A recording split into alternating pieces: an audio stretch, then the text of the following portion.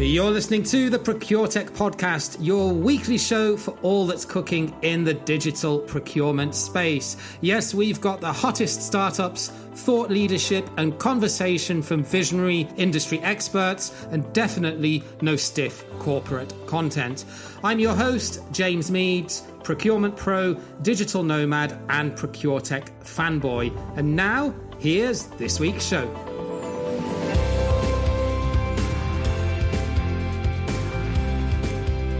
Yes, hello, greetings, and a very warm welcome to another episode of the ProcureTech podcast, where we look at everything that is fun, innovative, and exciting in the digital procurement space. This week, we're taking on a topic that is very, very relevant in today's marketplace right now, given all of the supply chain crises and geopolitical challenges that we face within the procurement community.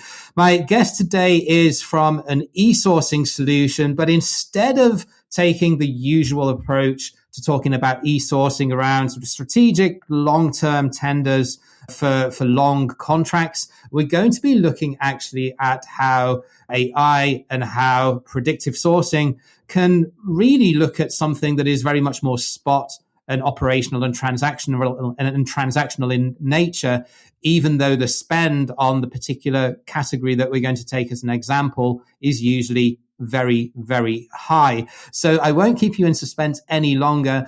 My guest today is Alan Holland, who is CEO of Irish-based eSourcing technology company Keelvar. Alan, warm welcome to the show. I'm delighted to join you, James.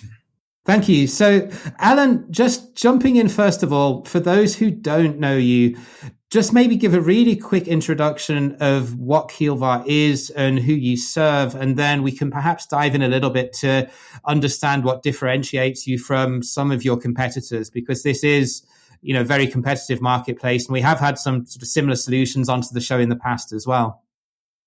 So Keelvar is a sourcing software vendor, and we emerged from a university research lab, and that has very much informed our DNA and how we approach problems and how we approach the market. So I used to be a lecturer in artificial intelligence in University College Cork, and I taught intelligent systems to graduate students in the computer science department. And our mission is to help procurement teams scale sourcing excellence. So we're on a mission to help primarily large enterprises apply best practice in their negotiations with suppliers, and also scale that so that they can apply it in all negotiations with all suppliers in all spend categories. That's really interesting to hear your background, because I don't think there are many procurement tech companies that came out of a computer science department at a university. So how do you see that gives you a competitive advantage? Because there's always the challenge, isn't there, that, and I've been guilty of this in the past, to say that, a lot of procurement tech companies aren't founded or aren't mentored or advised by procurement pros. How do you see that play to your advantage? I suppose it's the very heart of our competitive advantage is our approach to solving these problems for procurement comes from a perspective of computer scientist.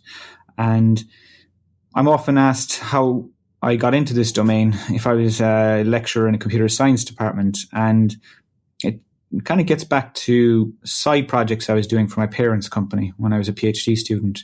They used to have to interact with procurement teams when they were selling chemicals. They had a small water treatment chemical company, and I could see that from their perspective, the interactions were quite frustrating, and they had to complete RFQs in the form of spreadsheets.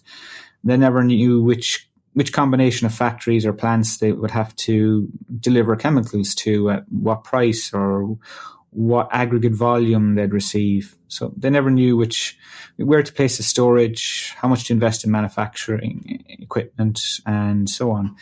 So really, as a computer scientist, I could see this is a data problem, and that procurement needed to be collecting much richer information from suppliers. So whilst I was attending some AI conferences, I could see that some computer scientists were looking at the problem of finding more efficiency in electronic commerce settings. And it all revolved around allowing bidders to share rich information and package bids, conditional discounts, capacity constraints, and such like. But that leads to a complicated winner determination problem, and you need algorithms to solve this winner determination problem. So that's very much at the heart of why we felt that there's win-win outcomes here, because if procurement teams gather richer information from suppliers can lower their costs and increase their margins. So that was how things got started. Yeah, and data is becoming an increasingly important discussion in the procurement community. Finally, I have to add, I've been personally talking about it for years and years, how poor data impacts procurement in a negative sense. So I think we're all on the same page with that one. Competitors in your space tend to focus more on strategic sourcing, whereas Keelvar also has a function that enables optimization of spot sourcing. And I won't keep the listeners in suspension any longer. What we're going to talk about as a specific example is spot purchasing of ocean freight. What differentiates yourself then, bearing in mind that I've had the Archlet and Fair Market and BidOps or Orchestro, as they recently rebranded to, on the show, and they're all to some extent playing in a similar space, albeit they have a different USP. So perhaps you could just spend a minute or two walking through what Keelvar does differently to those companies for anyone that's perhaps listened to some prior episodes, and then we can jump into how the solution can help to optimize or ensure that the buyer of freight and transportation can get the best out of the market on spot ocean, especially in the market that they're facing right now with container shortages and supply chain challenges and longer lead times and, well, just the price challenges as well.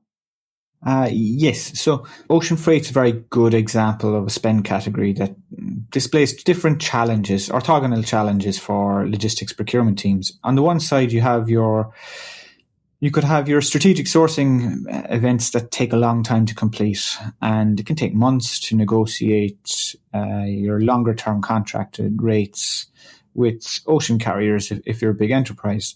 And our primary competitive advantage over anybody else was that we're the best in the world at supporting very large scale negotiations that require considerable flexibility in that rules around your sourcing process. So you can have great flexibility in terms of the feedback and scenarios you compute at different iterations of the negotiation process. And no matter how big or complicated your negotiation is, we can usually help knock a lot of time off that negotiation, and you can generate significant cost savings by finding expressive alternatives and packages that you can award to carriers so that they improve their utilization factors. That's very often an entry point for us with large enterprises, and we deal with almost 100 of the world's largest 500 shippers. But then the other major challenge for logistics procurement teams, particularly those in ocean freight, is that as soon as you have agreed your contracted rates with carriers, things change. Your network requirements change. You have new origins or destination ports. So every day or every week, you're going back out to market with mini tenders to get updated contracted rates for new lanes. And we have sourcing bots that can automate this process, so that a sourcing bot for let's say a Nestle could be very different to a sourcing bot for a Microsoft or a Schneider Electric, or that we provide great flexibility in terms of the process, the negotiation process you can automate, because that's underlying sourcing optimizer is a very powerful and flexible workflow engine, and we have a native automation framework that will allow you great flexibility in terms of what you can automate. Yeah, and ocean freight is, of course, very, very different to something that is a more classic direct materials or purchase parts commodity, where you're going out and you're scheduling typically X thousand widgets every week or every month. With ocean freight, just through the nature of what it is, and when you hit the nail on the head that requirements constantly change, especially if you're in an industry like consumer goods, where I came from, where you're introducing new distribution channels all the time and bringing in raw materials from different suppliers in different countries. When you put out a tender to these ocean carriers, typically they reward you for predictability. That's part of their pricing model, right? So if by the nature of your business, you're not able to give them that, if you don't have set sailings every week or every month from one named port to another named port, which is, typically what they love to get because it gives them an advantage for capacity planning. How can you approach that then with other than speeding up the end-to-end process through using sourcing bots? What other technology can you deploy to enable the logistics buyer to be able to get the best spot pricing on the market for that? I suppose that capability is embedded within the sourcing bots so that when requests come in, that if there is predictability and regularity in the demand pattern, then that's gathered at the request stage, and that is shared with the carriers. So, and invariably their bidding behavior changes if they do have that predictability and regularity in requirements and the transportation requirements. But it's the same sourcing bot that can run your bid event for that predictable demand versus unpredictable demand. And you do get higher rates if there is less committed volume or if there's greater unpredictability in the demand. Hey, so just a quick interlude to let you know about procurementsoftware.site. This is a new website that I recently launched to give you, the listener, a free-to-access, intuitive guide to digital procurement technology. You can filter on a multitude of different criteria and pick out a short list of procurement software solutions that are relevant to your business and your needs in less time than it takes to boil an egg. No corporate subscriptions, no complex jargon, and definitely no pay-to-play model. We are a completely transparent, open book, and we really want to get your feedback on what we can really do to make this user experience better and constantly improve so as we're providing value to you. Check out procurementsoftware.site, and now let's get right back to this week's podcast. And how do you deal with some of the port-related charges that are usually just passed through by the freight forwarder or the ocean carrier? Because that's when I was a logistics procurement manager, I found getting transparency on those and getting carriers to price those in the same way was definitely, let's say it a challenge respectfully. It was very difficult to get transparency on that pricing, and it was a real battle to force them to quote that in the same way. Is there a way that your software can optimize that? I suppose each of our customers has great flexibility in terms of how they want to design that bid sheet. So each instance of our sourcing bot that's automating the sourcing process would be asking for different things. So if you're a very large shipper with extremely large volume, typically you get to dictate to the carriers what the mandatory fields are. And if you determine that port handling fees are mandatory cost elements to be included in their overall offer, then they can't submit a bid without including those fees. We deal with, I suppose, such large shippers that he who pays the piper calls it the tune, and they get to call the tune usually. Yeah, and with the sourcing bot that you deploy, then what's the main win from the buyer's perspective? Is it time, or is it data quality, or bringing everything into one sort of single source of truth and avoiding emails getting buried in people's inboxes, or is it a mix of all three of those? Yeah, it's a mix, and I would say it depends on what industry you're in. For some of our customers, the primary benefit is the time saved, and I would say that's the number one thing. One of our customers benchmarked the time saving as 93% of the time usually required for these mini tenders in ocean freight or air freight. it was 93% of the workload was reduced so that they could spend their time on other things. There's many things machines can't do, and there's plenty of other work for people in procurement. So that was seen as the top benefit, but other benefits included the consistency in the process, that the process would always follow a predetermined procedure that gathered all of the mandatory data required for successful conclusion and the addition of new rates to the rate card. So that compliance part is another benefit, but also the savings that you get from being able to go to more carriers in parallel. For a sourcing bot, it's not a heavy lift to go out to more carriers in parallel. So it's easier to scale a strategy where you speak to many more potential suppliers and generate more competitive tension in the process.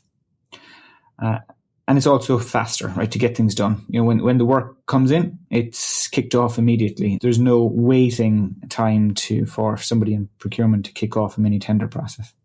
And when that pricing comes back from the bot, is that typically in a spreadsheet form that's then uploaded into Keelvar, or how exactly does it work? Maybe just talk us through that a little bit. Yeah, so in all of the bid data is collected online, so it's not in spreadsheet. Whereas let's say in strategic sourcing negotiations, that could be for thousands of lanes. Very often, carriers like to download those and work on a spreadsheet offline and then upload them. But in these faster paced mini tenders where this might only be a few aggregated, few lanes in a weekly bid, then it's all done online.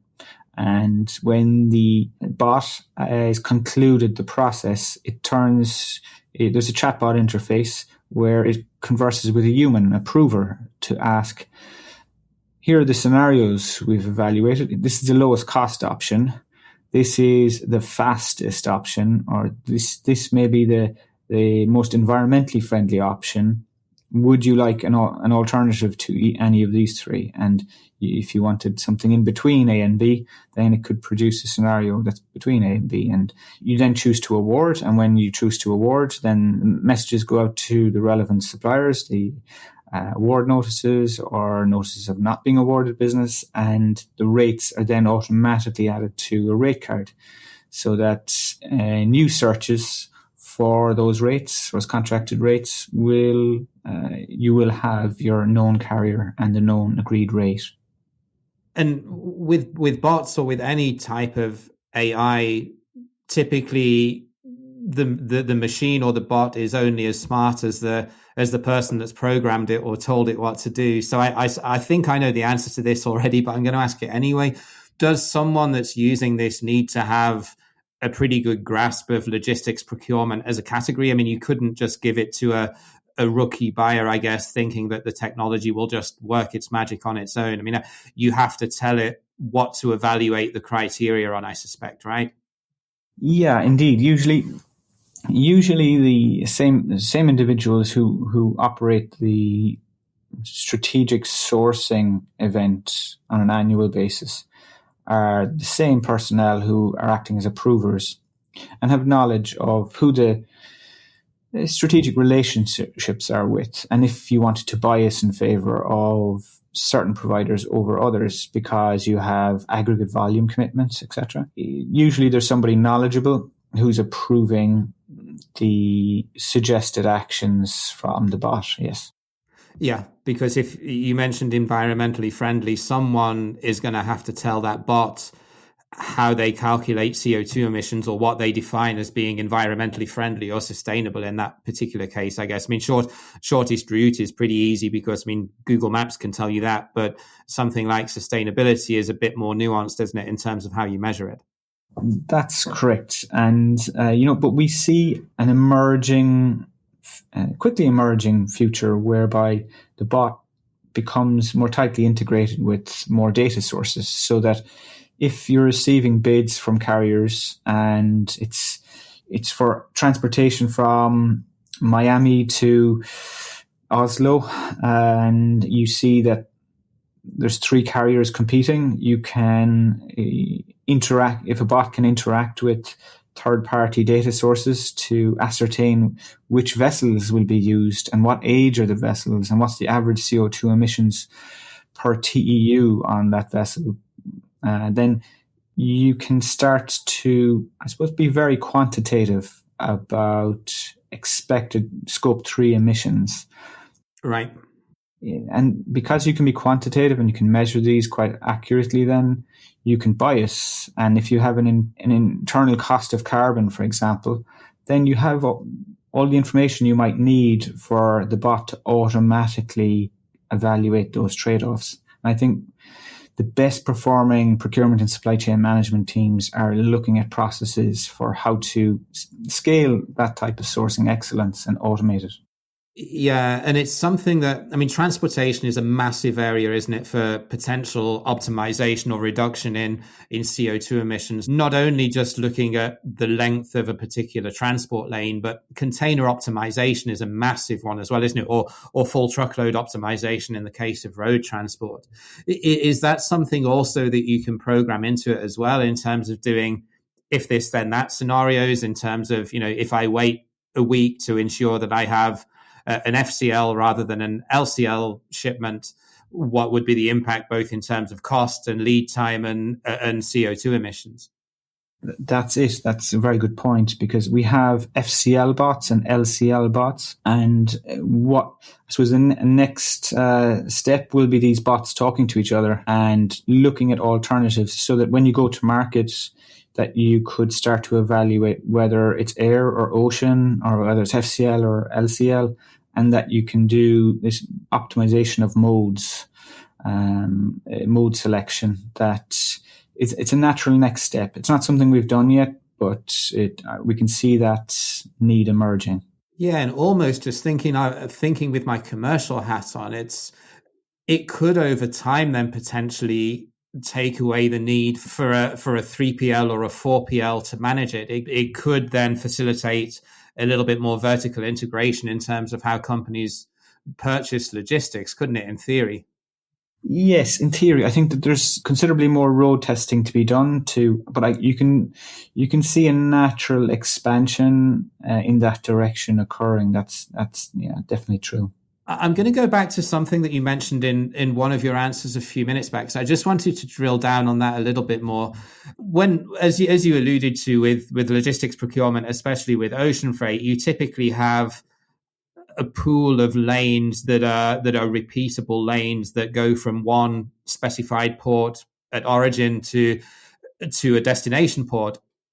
And yes, the frequency and the type of loads may vary there. And then on the other hand, you have completely spot requirements that may be just a one-off, or it may just be a regular shipment for a few weeks or months during a specific project or uplift in production somewhere that would then typically not be served under any list of approved lanes or transport routes. So could you maybe just spend a little time telling us how Keelvar's sourcing solution and sourcing bot would differentiate between those two? Because the reason I'm asking this is there are sourcing platforms out there that specifically focus on logistics procurement, which are more geared towards strategic long-term awards of business, whereas Spot tends to be a lot more tactical in its nature. So it'd be interesting to dig in a little bit more to understand from a tech perspective how you tackle those. Yeah, I think from our perspective that the approach to sourcing excellence shouldn't change that considerably based upon the total volume you're going to market. I mean, your strategy when you're sourcing should clearly change. If you have larger spend volume, then you want to leverage that more than if it's a pure spot request. But the data you're collecting and the terms of service, be it a one-off spot load versus a slightly larger tactical mini tender versus an annual strategic sourcing event, that we would look at your bid sheet design and the key attributes. What's the key information attribute you're sharing with the market? And what's the key information points you're gathering from carriers? That you should aim to gather the same information, and in round one of your bidding, let's say. And if it was a larger spend volume, you may have multiple rounds of bidding. But if it's a spot bid, it's just a once-off bid and it's closed over a short period of time, or you wait until you have 3 or 4 bids or whatever the case may be. And but the structure of the information that's passed from you and it's gathered from the market shouldn't change that much. And so we would say that the sourcing bot you can use for very small, medium, or larger sourcing events it's quite similar, and that all you're saying differently during that negotiation is that, okay, this is a once-off movement, or this is going to be 10 movements per week for 20 weeks. And you get different, then it's up to your carriers and how they respond to adjust their responses in accordance with these volumes. So keep it the same, right? That's key. Your approach to going to market shouldn't be adapted too much. Got it. Okay. And just before we close out, we've obviously spent a lot of time today talking about ocean freight as a specific example, but the technology in terms of what Keelvar does is category agnostic, right? So maybe just to give everyone a flavor who's maybe not involved in ocean freight but could get some value from your solution. What other categories have you seen some real successes in within your client base?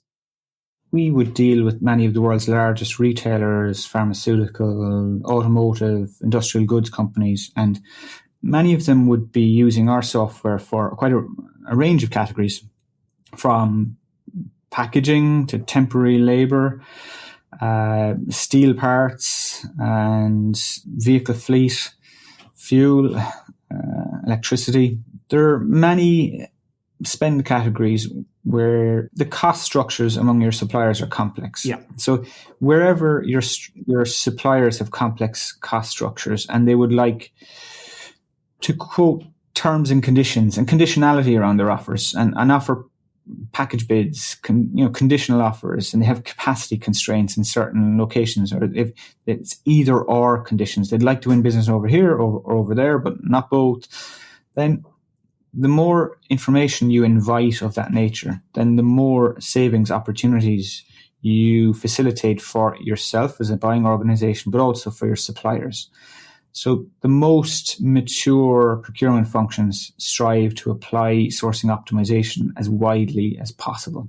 And then those high performers who are using the sourcing optimizer for strategic negotiations, they also realize that we should also be automating sourcing optimization. So let's apply sourcing optimization for all sourcing events, so that even if there's 2 lots in your bid event, let's say it's a 2-lane mini tender for your ocean freight, and if one carrier wants to say, here's my price on A or B, or I give you a 10% discount for both, let them. You can only gain from it.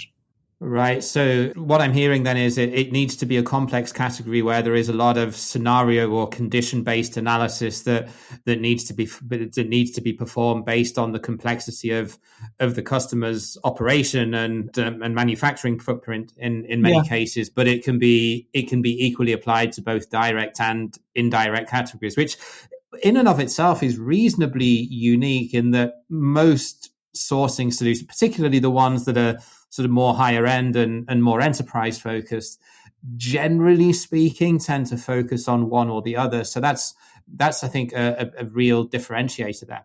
So final question, Alan, and this is the easiest one. If anybody would like to learn a little bit more about Keelvar or perhaps book a demo and get in touch with you, then where is the best place that they can connect? So on keelvar.com, there's an option to book a demo or request a meeting, and anybody in our sales team would be happy to set that up and talk to you. Awesome. Alan, it's been a pleasure digging into ocean freight a little bit more. It takes me back to my days in logistics procurement. And if I'm perfectly honest, I'm quite glad I'm not having to source ocean freight right now as we speak. All the very best. Good luck and keep in touch. Thank you, James. So that was Alan from Keelvar, and we dug in and nerded out a little bit there about ocean freight, something that I've personally got some background of procuring in the past. So hopefully it wasn't too technical for you and you still managed to understand what the value concept there is and how it can really apply to other categories too, regardless of what it is that you're buying. Just one quick last thing before we sign off. Don't forget to check out procurementsoftware.site, which is our free-to-use tool for buyers out there. If you're looking for the right procurement technology that's relevant to your business and your industry sector, then this is a free-to-use resource where you can find the right software according to multiple criteria in less time than it takes to boil an egg. Check it out. We'd love to get your feedback on there. We recently launched it just a couple of months ago, so would love to hear any buyer-related feedback of really how we can improve it and help you get the very most out of what we're offering. Until next time, take care, look after yourselves, and we'll be back with another episode this time next week. Thank you for listening, and bye for now.